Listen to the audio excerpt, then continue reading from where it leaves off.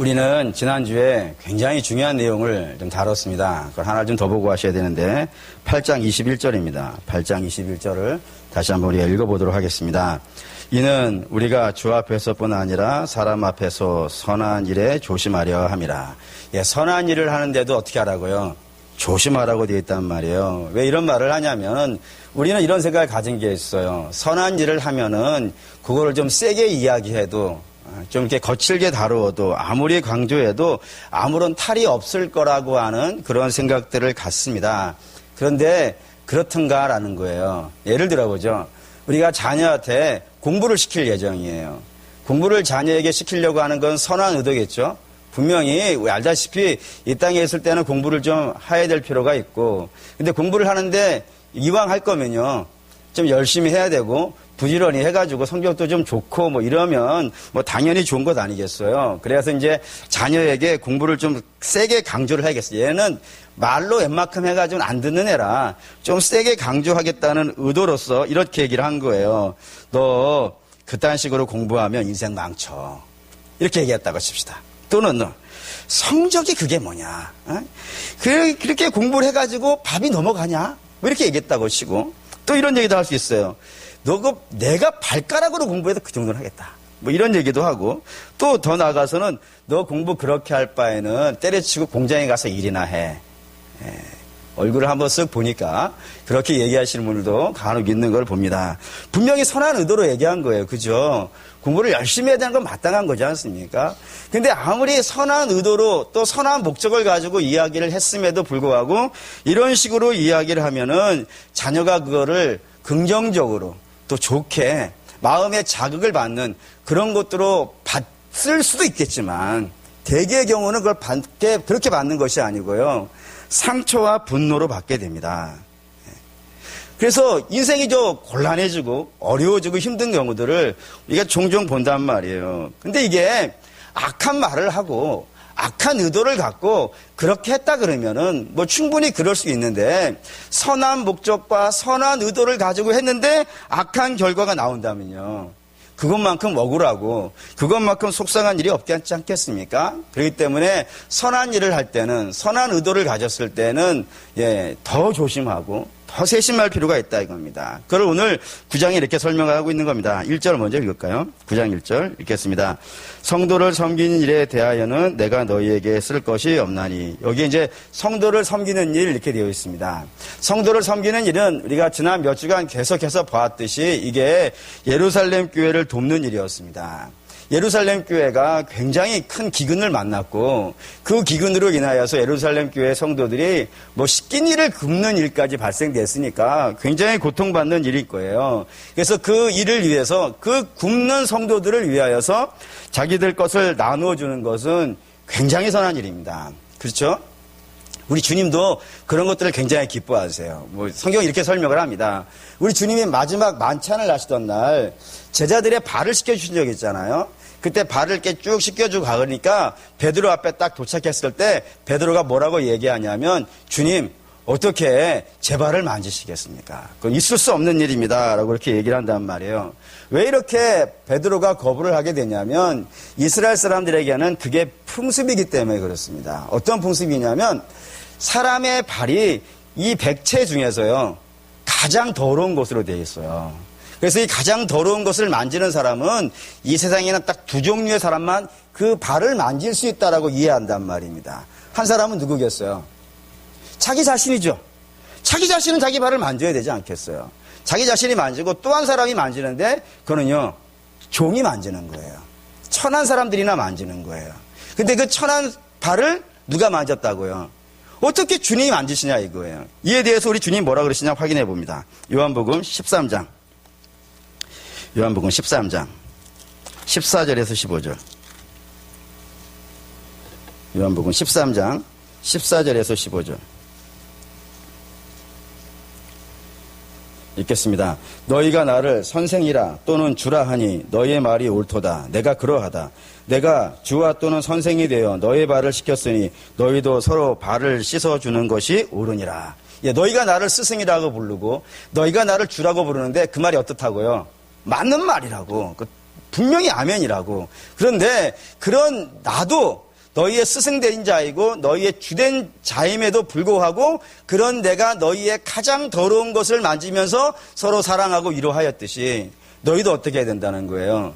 서로가 어려운 부분들, 서로가 힘든 부분들을 외면하지 말고 서로 도와주는 것이 마땅하다라고 이렇게 주께서 말씀하셨으니까 그 주님의 사랑은 뭐 어마어마한 거죠. 그리고 또 이런 말씀도 하셨어요. 산상수훈의 황금률이라고 불리는 법칙이었죠. 그게 뭐냐면 너희가 대접받기 원한다면 어떻게 하라고요? 그 받고 싶은 대로 너희가 대접을 해줘야 된다. 그게 또 사랑의 표현일 것이고 또 주께서 또 이런 말씀도 하셨어요. 내 계명을 너희에게 주노니 그 내 계명은 어떤 거예요? 서로 사랑하는 거라고. 그래서 너희가 서로 사랑하는 것을 이방인들이 보면 그때서야 너희가 뭔 줄 알 거라고요. 나의 제자인 줄 알 것이다. 이 정도까지 얘기하셨다고요. 그러니 성도가 서로 어려운 부분이 있고 서로 힘든 부분이 있고 서로 고통받는 부분이 있을 때 그것을 도와주고 섬겨주는 것은 굉장히 마땅한 일이고 우리 주님이 기뻐하시는 일이고 당연히 선한 일이 맞죠. 근데 그런 선한 일을 할 때 조심해야 된다는 거예요. 왜죠? 그 선한 일에 사단이 끼어들어오는 일들이 있더라 이거예요. 그래서 그 선한 일로 하여금 문제가 생기게 하고 힘들게 하고 곤란하게 만드는 일들이 우리에게 있기 때문에 선한 일을 할 때는 상당히 조심을 해야 된다라고 성경이 이야기하고 있다 이겁니다. 그리고 오늘 이 예루살렘 교회를 돕는 이 문제에 있어서도 바울은 그 부분을 다루고 있는 거예요. 그래서 몇 가지가 있는데 오늘 본문에는 세 가지가 나오니까 세 가지를 중심으로 먼저 보겠습니다. 첫째는 2절입니다. 고린도후서 9장 2절 읽겠습니다. 이는 내가 너희의 원함을 알미라. 내가 너희를 위하여 마게도냐인들에게 아가야에서 1년 전부터 준비했다는 것을 자랑하였는데 과연 너희의 열심이 퍽 많은 사람들을 분발하게 하였느니라. 첫째, 우리가 선한 일을 할 때 사단 마귀가 틈타지 못하도록 우리가 할 수 있는 것들 중에 하나가 오늘 뭐라고 되어져 있냐면 상대방을 어떻게 해주라고요? 인정해 주라고. 칭찬해 주라고 되어 있단 말이에요. 이게 어떤 내용이냐 이런 거 없습니다. 사도 바울이 우리는 그러니까 선한 일을 할 때 이런 있죠. 우리가 선한 일을 할 때 먹는 마음들 중에 이런 건 없어요. 내가 이 선한 일을 하면 저 사람이 알아봐 줄 거라고 하는 기대를 갖고 선한 일을 하시나요? 그렇게 하면 안 되는 거 아시죠? 우리가 하는 선한 일들은 오직 누구에게만 연락되도록요. 우리 주님에게 연락되도록 하는 것이 마땅한 것이고 그렇게 해야 된다 이겁니다. 그런데 어느 성도가 내가 선한 일을 했는데 그걸 알아봐 준 거예요. 모르게 했다니까요. 정말 남모르게 우리 주님만 아십시오라고 해가지고 선한 일을 했는데 옆에 있는 성도가 내가 알려주지 않았음에도 불구하고 알아서 막 칭찬을 해준 거예요. 그러면은 그런 칭찬을 여러분들이 들으시면 아이 기분 나쁘네 이러실까요? 왜 알아줘? 나 주님만 알아주라고 한 건데 주님만 알아주면 되는데 저 사람이 괜히 알아가지고 나한테 이렇게 얘기해주고 동네방네 칭찬하니까 오늘 밤 난 잠을 못 자 열받아가지고 이런 경우는 없다고요. 그렇게 누가 알아주면 사실 기분이요. 좋죠. 당연히. 내가 수고하고 열심을 냈는데 그 수고하고 열심 낸 것을 알아주고 박수를 쳐주면 기분도 좋아지고 새 힘도 나고요. 그리고 새 힘도 나니까 더 열심히 할 수도 있다 이거예요. 그래서 칭찬이라는 건 알아주는 것, 다른 사람의 수고와 열심을 알아준다는 거는 그 사람이 의도하진 않았지만 우리에게는 참 중요한 문제가 되어진다 이겁니다. 그래서 우리 주님도 뭔가 좀 잘하잖아요. 그러면 그게 별것이 아닌데도 불구하고 굉장히 칭찬을 해주시는 예들이 성경에 있어요. 예를 든다면 가장 칭찬을 많이 받은 사람 중에 하나 몇 명을 좀 들어보죠. 그 중에 하나가 여리고에 살고 있는 삭개오입니다. 그 삭개오는 직업이 세리고 그 세리를 정당한 방법을 했으면 문제가 덜 될 텐데 이 악한 방법으로 고리를 뗐단 말이에요. 그러니 온 백성들이 다 싫어해가지고 이 삭개오는 완전히 왕따 되어서 무리에 끼지 못할 정도로 미움받았던 사람이라고요. 근데 그 사람 집에 오늘 주께서 어떻게 하세요? 들어가셨단 말이에요. 들어가서 먹고 마시고 하고 하는 중에 이 삭개오가 굉장히 중요한 말을 하나 합니다. 보시죠. 누가복음 19장 8절 9절. 누가복음 19장 8절 9절. 우선 8절을 보죠. 누가복음 19장 8절. 19장 8절 읽겠습니다. 삭개오가 서서 주께 여짜오되 주여 보시옵소서 내 소유의 절반을 가난한 자들에게 주겠사오며 만일 누구의 것을 속여 빼앗은 일이 있으면 내 갑절이나 갚겠나이다. 평소에 이 짓을 했단 말이에요. 빼앗고 강탈하고 이런 일들을 열심히 한 사람인데 주를 만나고 나서 뭐라 그랬냐면 주님 제가 다른 사람의 내가 내 소유의 절반을 가난한 사람들에게 주겠고 그리고 다른 사람에게 빼앗은 것이 있다면요. 원래는 두 갑절만 주면 되는데 네 갑절을 주겠다고 이야기하는 거예요. 그리고 줬어요, 안 줬어요? 줬어요, 안 줬어요? 아직 모르잖아요. 줬는지 안 줬는지는. 근데 9절에 주님이 뭐라 그러셨냐면 9절 한번 읽어볼게요. 예수께서 이르시되 오늘 구원이 이 집에 이르렀으니 이 사람도 아브라함의 자손입니다. 어마어마한 칭찬이잖아요. 준 걸 확인한 다음에 이런 칭찬을 하신 것이 아니라 그런 고백을 했다는 것으로도 이렇게 칭찬을 하신단 말이에요. 분발했겠죠. 난 충분히 저는 학교가 줬을 거라고 생각하는 사람 중에 하나인데 어쨌든 뭐 그 내용은 안 나오니까 모르겠어요. 그런데 분명히 주께서 삭개오의 이 고백을 듣고도 이렇게 어마어마한 칭찬을 그에게 해주신다 이겁니다. 근데 이런 또 칭찬 받은 사람이 또 하나가 있어요. 그게 누구냐면 예수님의 제자 중에 나다네엘이라고 하는 사람이 있어요. 그 사람을 주님이 칭찬하신 장면도 보시죠. 요한복음 1장. 요한복음 1장입니다. 47절에서 48절. 1장 47절에서 48절. 읽겠습니다. 예수께서 나다나엘이 자기에게 오는 것을 보시고 그를 가리켜 이르시되 보라 이는 참으로 이스라엘 사람이라 그 속에 간사한 것이 없도다. 나다나엘이 이르되 어떻게 나를 아시나이까? 예수께서 대답하여 이르시되 빌립이 너를 부르기 전에 내가 무화과 나무 아래에 있을 때에 보았노라. 무슨 내용이냐면 이 먼저 무화과 나무 밑에 있다는 사실을 이게 무슨 말인지를 이해하셔야 돼요. 그 중국의 고사 중에 그런 거 있습니다. 삼국지 있죠? 그 삼국지에 보면은 1장에 삼국지 모든 책의 1장은 제목이 뭐냐면 도원결의입니다. 도원결의는 뭐냐면 이 복숭아 나무 밑에서 복숭아가 나무 맞죠? 복숭아 나무 밑에서 유비와 관우와 장비 셋이 모여서 천하를 도모해보자라는 결의를 했다라는 거예요. 그래서 그 뒤로 모든 사람이 무화과 나무 밑에서 만나자 그러면 다 그게 무슨 뜻이 되는 거예요? 뭔가 한번 해보자. 그런 결단과 의지를 나타낼 때 이제 무화과 나무 밑에서 만나자 그런다고요. 그런 식의 의미란 말입니다. 그러니까 유대인들이 무화과 나무 밑에 앉아있다 그런 것은 그냥 거기에서 무화과 나무 따먹고 뭐 그럴 수도 있겠지만 무화과 나무라는 나무 자체가 어떤 의미를 갖고 있냐면 거기가 학교예요, 학교.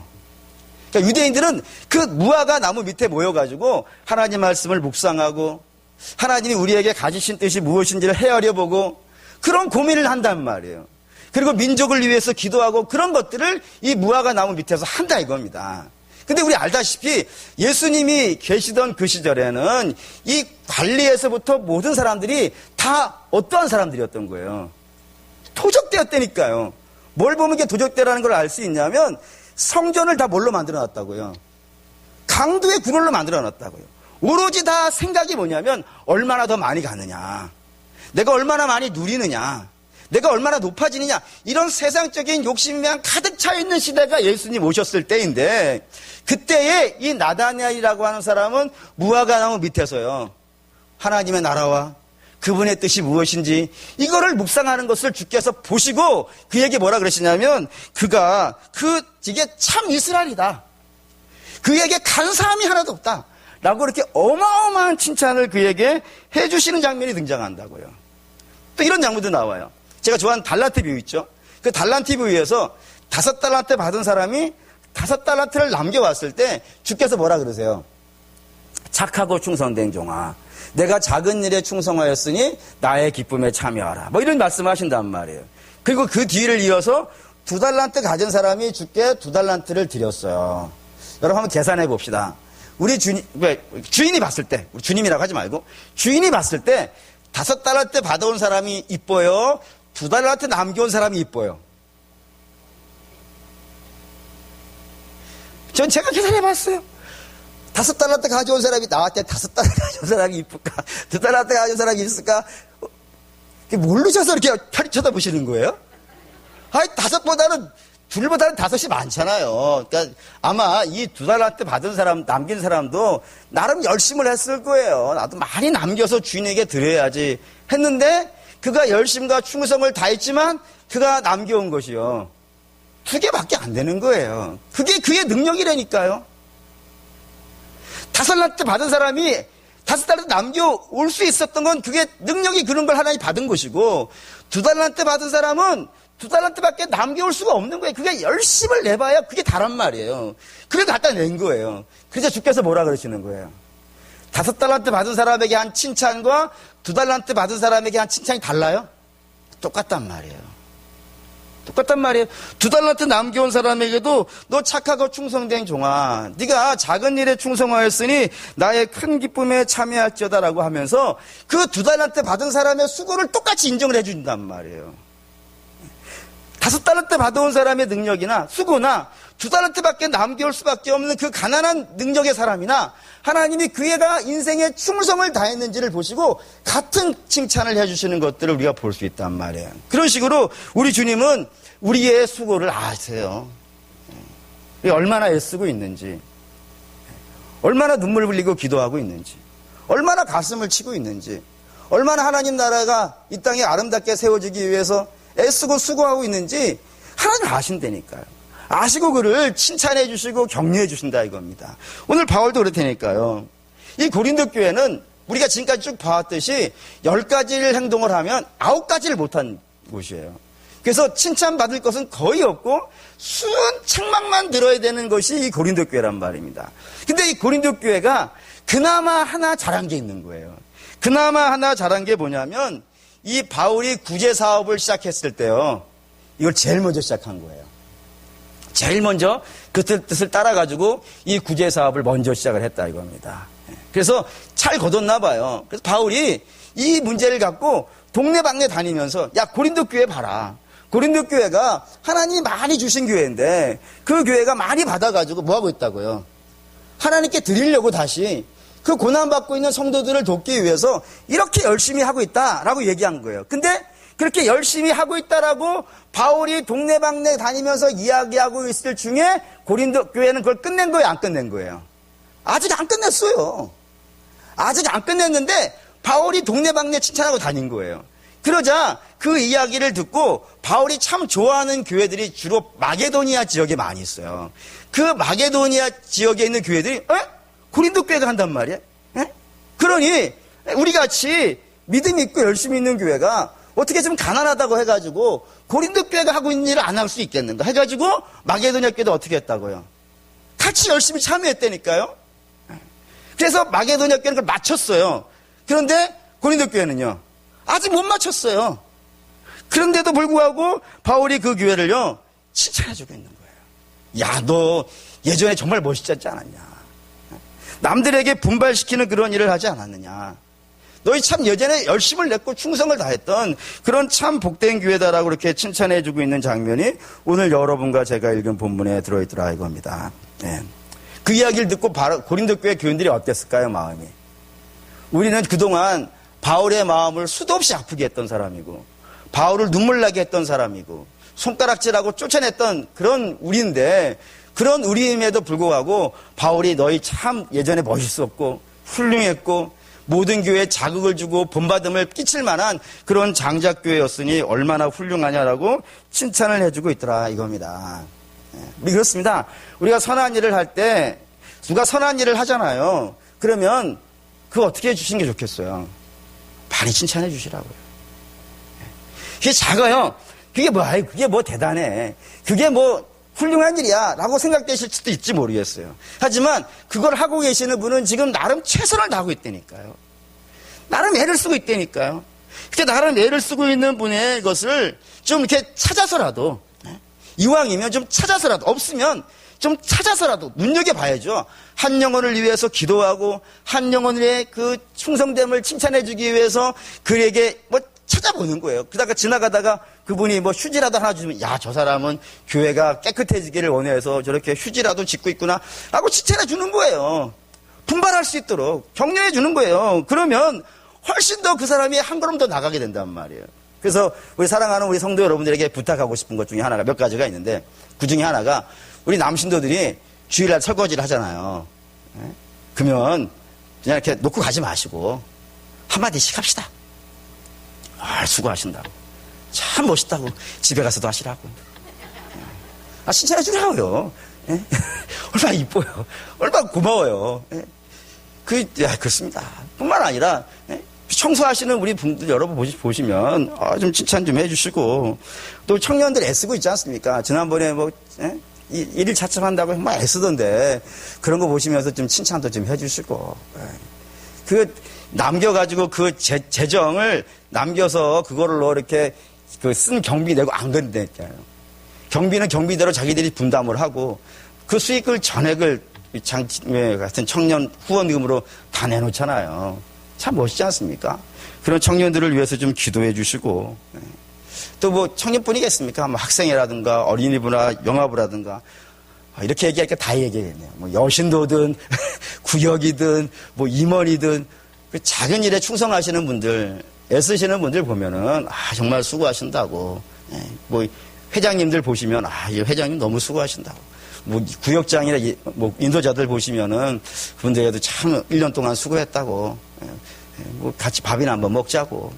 그렇게 밥 드실 때 저도 좀 불러주시고. 얼마나 멋있겠어요. 그래서 서로 격려해 주세요. 작은 것에 격려해 주세요. 그럼 그 작은 것 격려 받은 사람이요. 점점점 자라가지 않겠습니까? 칭찬은 참 재밌는 게 칭찬이라는 거는 성장을 불러옵니다.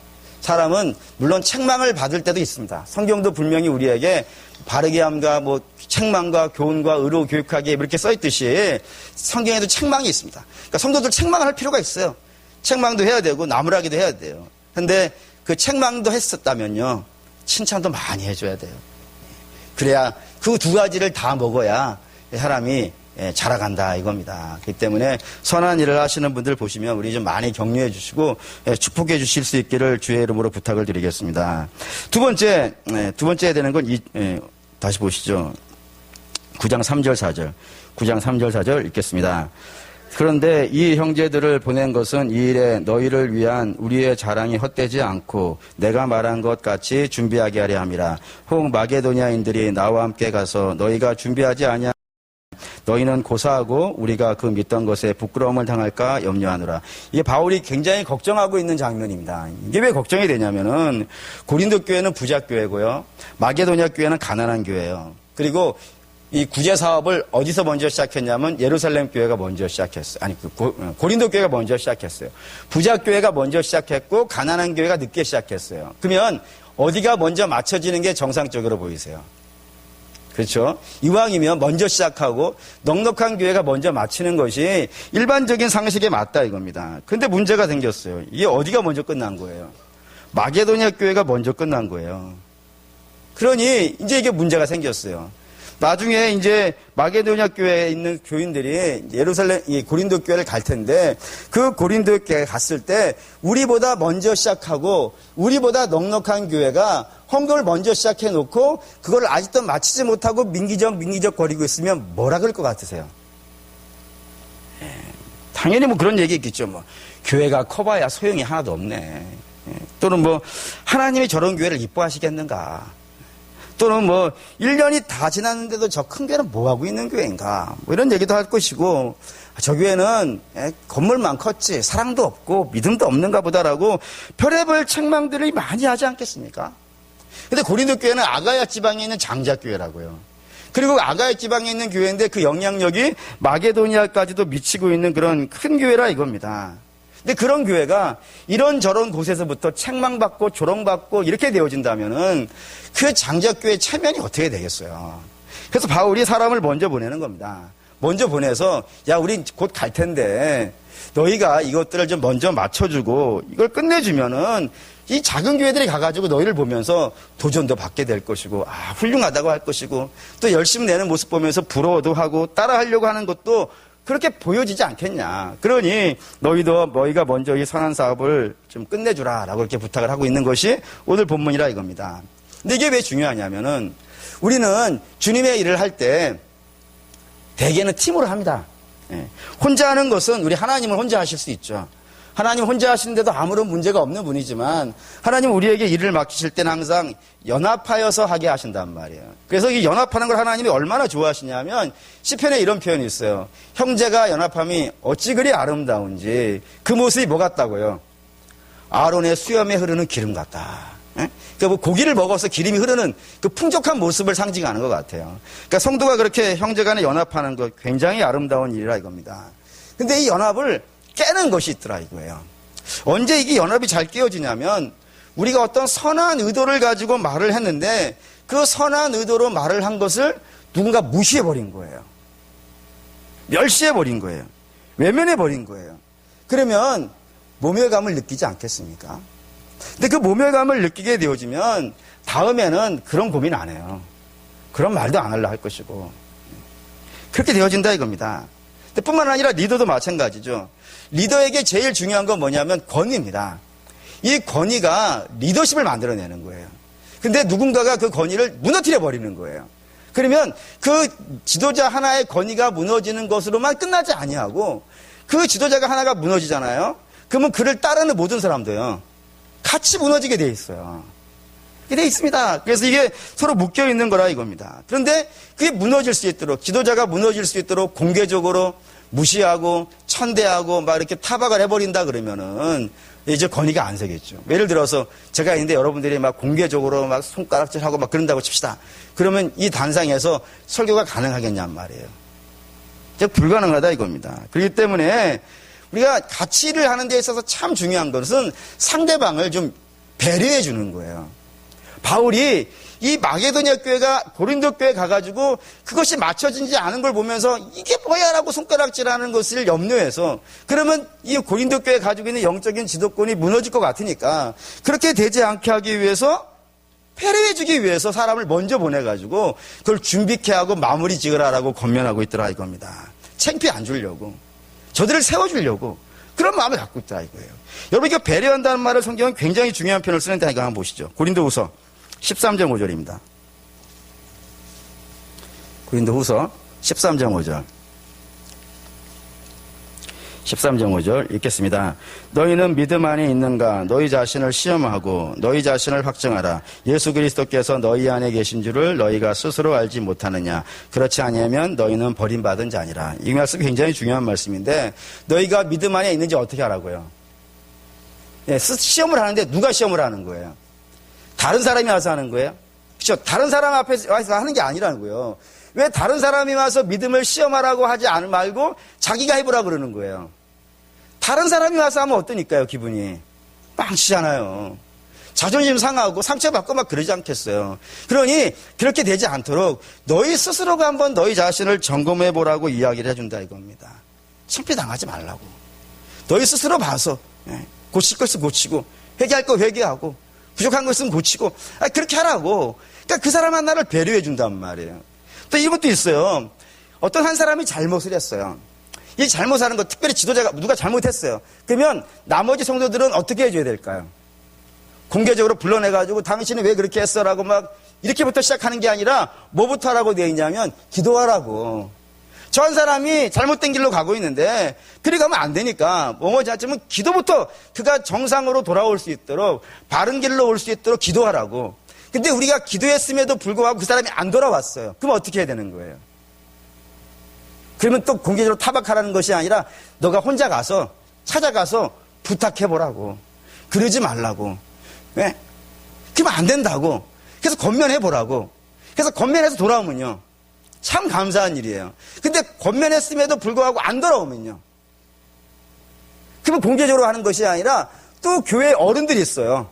교회 뭐 장로님이라든가 또는 목회자라든가 어른들 있지 않습니까? 또 뭐 연세에 있으신 권사님이라든가 이런 몇 분을 데리고 가서 많이 데려가는 것도 아니고 몇 분만 데리고 가가지고 다시 권면해보라고.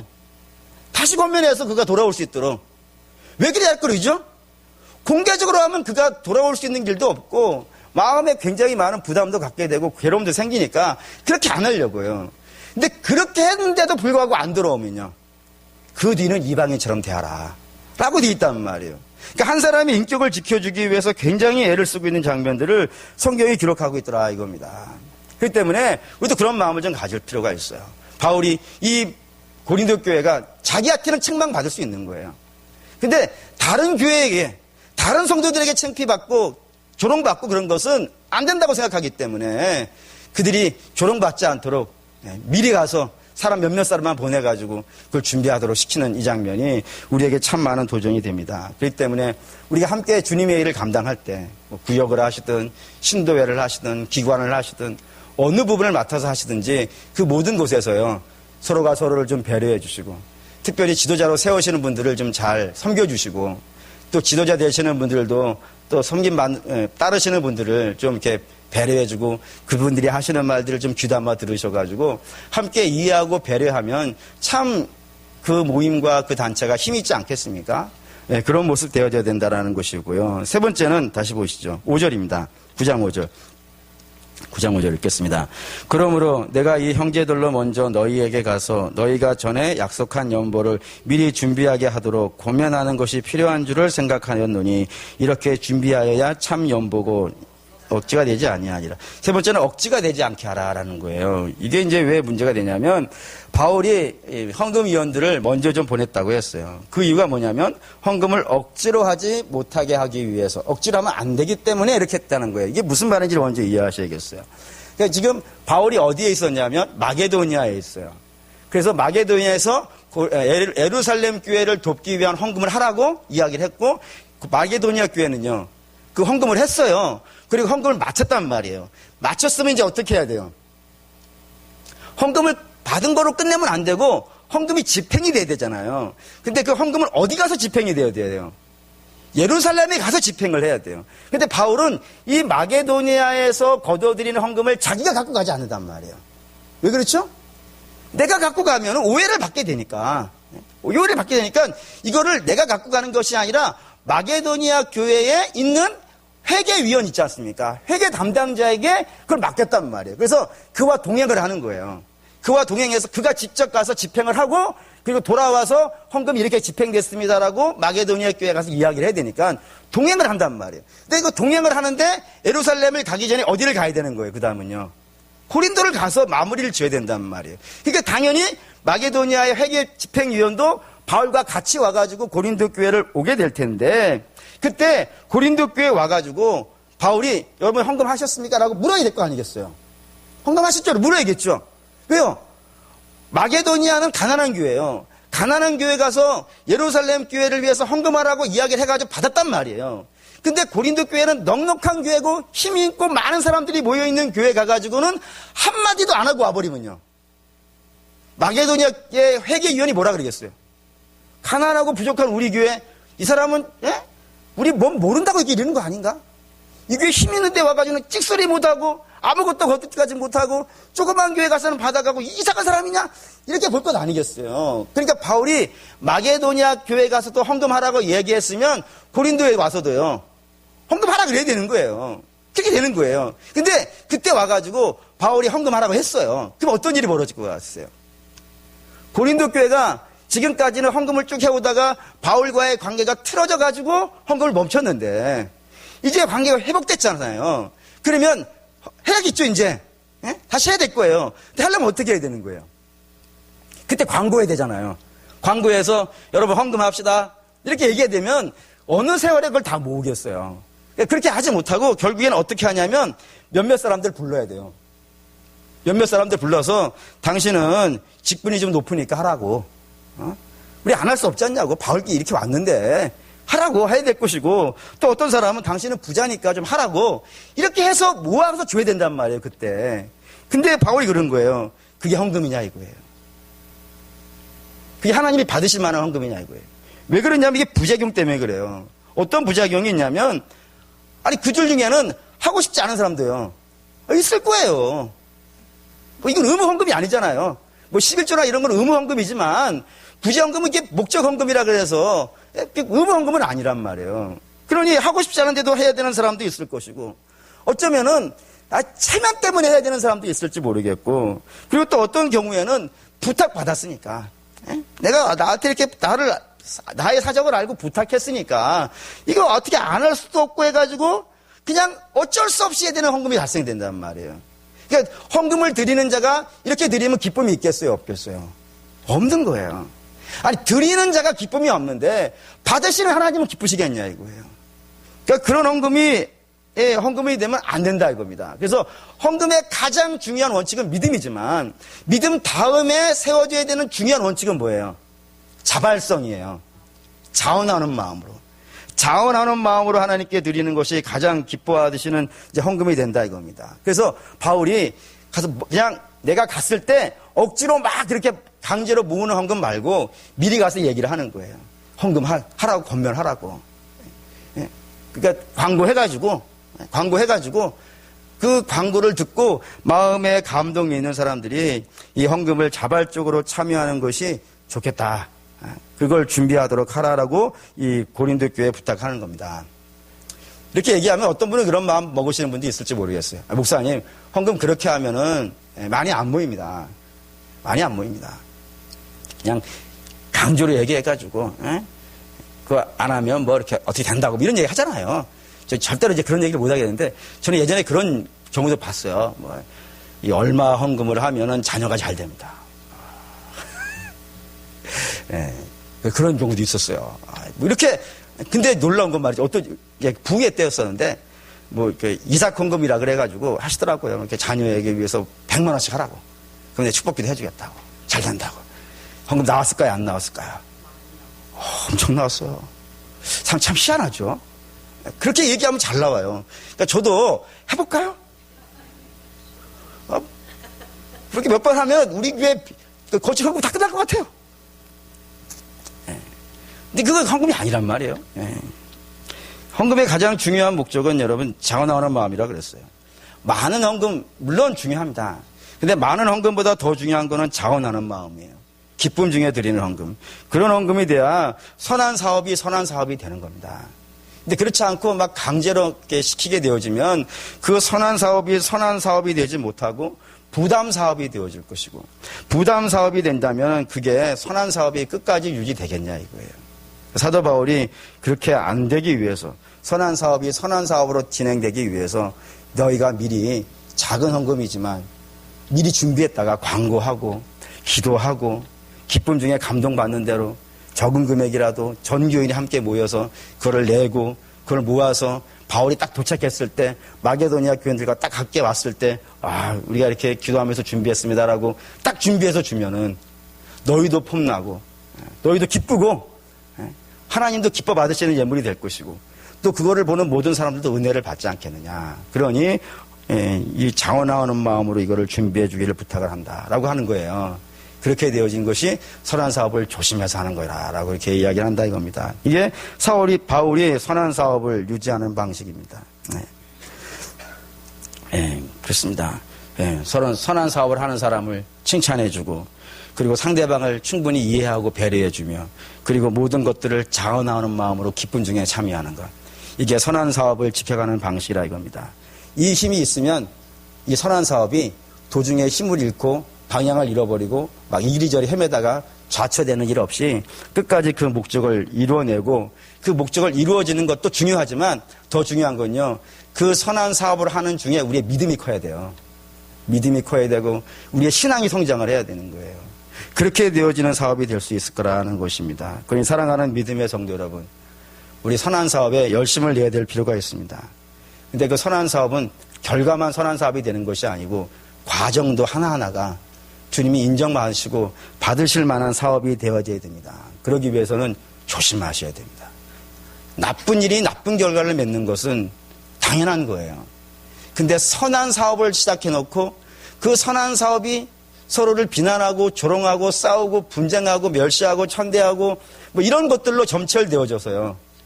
그렇게 돼서 선한 사업이 나쁜 결과가 맺어진다면요. 교회가 분열하고 싸움이 일어나는 그런 결로 나타난다면요. 이것만큼 안타까운 일이 또 있겠습니까? 우리 사랑하는 모든 믿음의 성도 여러분들, 2019년에 우리가 이제 각자 여러분들이 직분 맡아가지고 중요하게 해야 될 일이 있을 텐데 그 중요한 일들이 여러분 모두가 다 같은 마음을 품으실 거예요. 내가 하는 이 선한 사업이 그 결과도 하나님이 기뻐 받으실 만한 아름다운 것이 되었으면 좋겠다. 라는 소망이 있을 것입니다. 아멘이죠? 네. 그 아멘이시면은 그 선한 사업이 선한 사업으로 끝날 수 있도록 그 과정 하나하나도 조심조심 하시면서 돌다리도 두들겨면서 걷는다 그러죠. 두들기시면서 한 번 더 기도해 보시고 한 번 더 생각해 보시고 함께 동역하고 있는 우리를 서로 배려해 가면서 함께 이 모든 일들을 잘 마치신다면 그 선한 사업도 아름답게 빛이 날 것이고 우리의 믿음도 성장할 것이고 그 모든 것들이 하나님이 기뻐 받으실 만한 것이 될 줄 믿습니다. 그런 복이 여러분에게 있으시기를 주의 이름으로 축원합니다. 아멘. 기도하겠습니다.